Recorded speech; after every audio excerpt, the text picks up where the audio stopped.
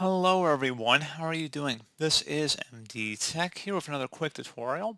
In today's tutorial, I'm going to show you guys how to remember window locations when you're utilizing multiple monitors on your Windows 11 device. So this should hopefully be a pretty straightforward process, guys, and without further ado, let's go ahead and jump right into it.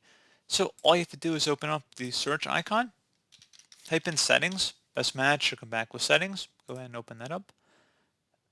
On the left side, make sure you're underneath System, and then on the right, you want to select Display. And now on the right side, you want to go scroll down where it says Multiple Displays. Go ahead and left click on that. And then where it says Remember Window Locations Based on Monitor Connection, make sure that is check marked.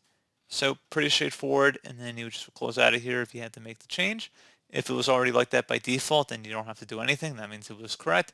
And if you wanted to not remember window locations on multiple monitors, you would just uncheck that option.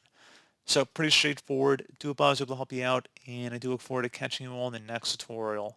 Goodbye.